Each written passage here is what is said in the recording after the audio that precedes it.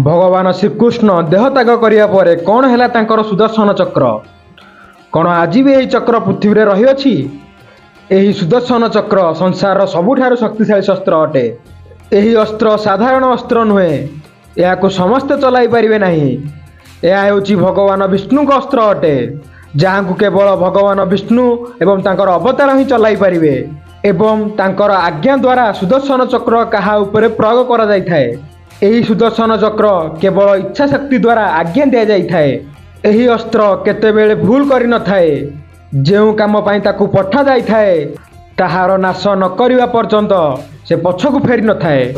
हिंदू धर्म रे जोड़ा थिबा ग्रंथ एवं पुराण रे कहा जायछि सुदर्शन चक्रठू बंचिबा असंभव अटे।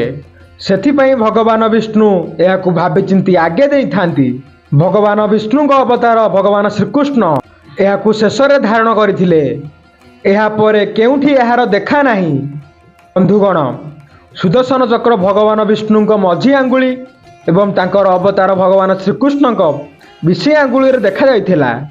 एही चक्र सदा बेले चाली रही थाए, स्थिर रही न थाए। त्रिवेद रे सुदर्शन चक्र को समय चक्र कहा जायछि। त्रिवेद अनुसार सुदर्शन चक्र केउ अस्त्र नुहे, यह एक समय चक्र अटे, जहाँ सदा बेले चाली आसी थाए, किंतु दरकार पड़िला बेले भगवान विष्णु यहाकू स्थिर कर दे थांती। जेते बेले भी भगवान विष्णु को किछि पाप रखिबार अछि, से सुदर्शन चक्र माध्यम रे पूर्व समय को जाई करी बहुत जिनिस को चेंज कर दे थांती। एवं मध्य कहा जायछि शत्रु को मारिया पई समय चक्र को सही जगह रे स्थिर कर दे थांती, तापर तांकर बद्ध कर दे थांती। श्रीकृष्ण समय आग को जाई पारुथिले एवं समय को मध्य स्थिर करि पारुथिले। जेमिति कि अर्जुन को महाभारत युद्ध द्वारा श्रीकृष्ण गीतार उपदेश देउथिले, सही समय रे समय को स्थिर करी एमिति गीता उपदेश दिया जाइथिला। पुणी सेठू सब आरंभ होइथिला। किंतु शिव पुराण द्वारा कहा जायछि एही चक्र एक शस्त्र अटे, तेउथिरे 108टी ब्लेड रहिछि। एही शस्त्र को चलाइबा द्वारा एही शस्त्र बहु किलोमीटर पर्यंत जाई थाए। सांग माने एही सुदर्शन चक्र विषय रे एमिति वर्णना करा जायछि।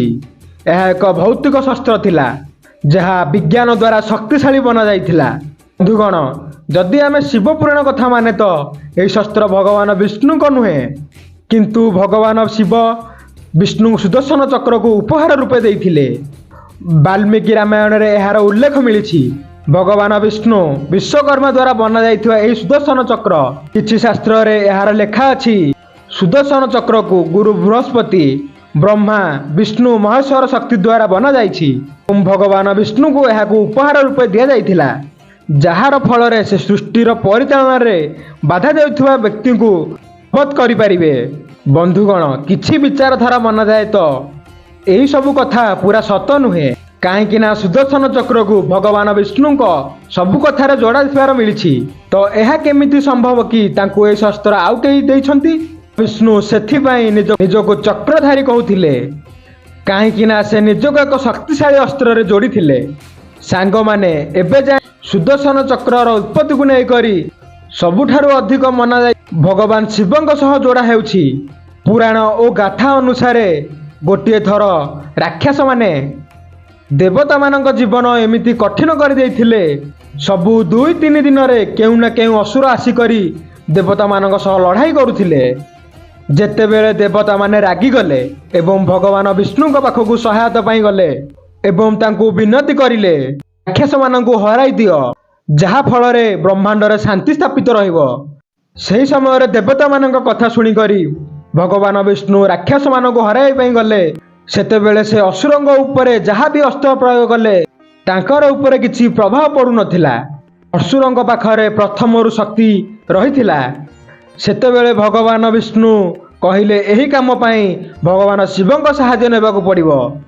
भगवान विष्णु सहायता पाई जेतेबेले भोलेनाथ को पाखरे पहुंचिले, सेही समय रे साधना रे थिले। भगवान विष्णु भोलेनाथ को साधना को भांगिबाकू चाहु नथिले। सही समय से शिवंक उपासना करिया पई आरंभ करदेले, जहा द्वारा तांकर मनर कथा भोलेनाथ को पाखरे पहुंचीबो। सेमिति केते वर्ष पर्यंत भगवान विष्णु भोलेनाथ को उपासना करिले। भगवान शिवंक पूजा करने समय विष्णु भगवान 100 कमल फूल अर्पण करुथिले, केते वर्ष पर जेतेबेले भगवान शिव समाधिरू बाहरिले विष्णु भगवान भक्ति देखिकरी भगवान शिव बहुत प्रसन्न हेले। किंतु भगवान शिव भगवान विष्णु परीक्षा नेबाकू चाहूथिले। गोटे थर भगवान विष्णु 100 कमल फूल एकाठी करने को जागले। भगवान शिव से 100 कमल फूलरू गोटे कमल फूल नहीं आसीथिले। भगवान विष्णु कौन करिवे? 100 कमल फूल एकाठी करि पारिले नहीं। किंतु भगवान विष्णु भगवान शिवଙ୍କ पूजारे निजर एक आखि बाहर करी अर्पण कर देइथिले। एहाकू देखिकरी भोलेनाथ बहुत प्रसन्न हेले एवं संसार सबुठारु शक्तिशाली अस्त्र सुदर्शन चक्र प्रदान कले। एही अस्त्र गोटे मुहूर्त असुरंक वंश नाश कर देउथिला। बंधुगण, शिवपुराण कथा मना जाए तो सुदर्शन चक्र 2टी चक्ररू बाहरी थाए। चक्र अन्य गोटे चक्रर अन्य दिगरे बुली थाए। विष्णु पुराण अनुसार एही चक्र 108 नुहे 10,000 लक्ष ब्लेड रही। पुराण अनुसार एहार केन्द्र वज्र द्वारा बना जाइछि। एहार केन्द्र रे 12 तिल रही, 6टी नाभि रही। सही 12टी तिल 12 मास को नियति करिथाए। आउ से 6टी नाभि 6 ऋतु को नियति करिथाए। एमिति किछि कथा मना जाए तो भगवान विष्णु अवतार भगवान श्रीकृष्ण गोवर्धन पर्वत को गोटे आंगुठी उठाई करी रखिथिले। सही समय भगवान श्रीकृष्ण शेष थर पर सुदर्शन चक्र व्यवहार करथिले। ଏହି अस्त्र द्वारा विष्णु भगवान माता सती को 51 टुकुड़ा करथिले। ଏହି 51 टुकुड़ा पृथ्वी रे 51टी शक्तिपीठ नाम आरंभ होइथिला। बंधुगण, विष्णु पुराण रे एहार वर्णना करा जाइछि। विष्णु पुराण अनुसार एही सुदर्शन चक्र एते हालुका हो जाई पारे गोटे तुलसी पत्र लाखे होइथाए। एहा मध्य कहा जाइछि ए सुदर्शन चक्र एमिति विशाल होई पारे पूरा ब्रह्मांड को एहार भितरे समीकरण कर देई थाए। महाभारतर शेष में जयद्रथर वध करने अर्जुन को सहायता करथिले भगवान श्रीकृष्ण। एही सुदर्शन चक्र माध्यम श्रीकृष्ण सूर्य को लुचाई देइथिले। एहा परे केउं ग्रंथरे सुदर्शन चक्रर केउंठी उल्लेख नाही। बंधुगण, महाभारत अनुसार श्रीकृष्ण निज देह त्याग करने समय सुदर्शन चक्र तांको सह माटी मिसी जाइथिला। एहा परे ना केबे एहाकू केही देखिछंती ना केउं ग्रंथरे लेखा अछि। एहा मध्य कहा जाइछि एहाकू केवल भगवान विष्णु एवं तांकर अवतार ही धारण करि पारिबे। सेथिपाई कली जुगरे जेतेबेले पापर सीमा बढ़ीजिव भगवान विष्णु निजर कल्की अवतार रे जन्म नेबे। तांको सुदर्शन चक्र मिलिव। पुराण कथा मना जाए तो कल्की अवतार को सुदर्शन चक्र भगवान परशुराम को द्वारा दिया जीव। से आज भी पृथ्वी रे जीवित अछंती एवं तांको सह हनुमान जी मिसिकरी कल्की अवतार को शिक्षा प्रदान करिवे एवं कलिजुगर पापर विनाश करिवे और सुदर्शन चक्रर ज्ञान देवे। बंधुगण, आपण मानू कौन लगुछि आजिर समय सुदर्शन चक्र केउठी अछि ना नाही? कौन सतरे कि हब कल्की अवतार? कौन सतरे कलिजुगर राक्षस मानक अंत करने ପାଇଁ जन्म नेबे कल्की अवतार?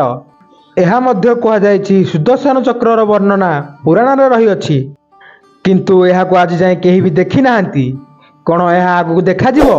आपणकर विचार कमेंट रे निश्चिंत जणातु। बंधुगण, जदि वीडियो भल लगी थाए ताल चैनल को सब्सक्राइब करनियंतु। रहउछु सांग माने, नमस्कार।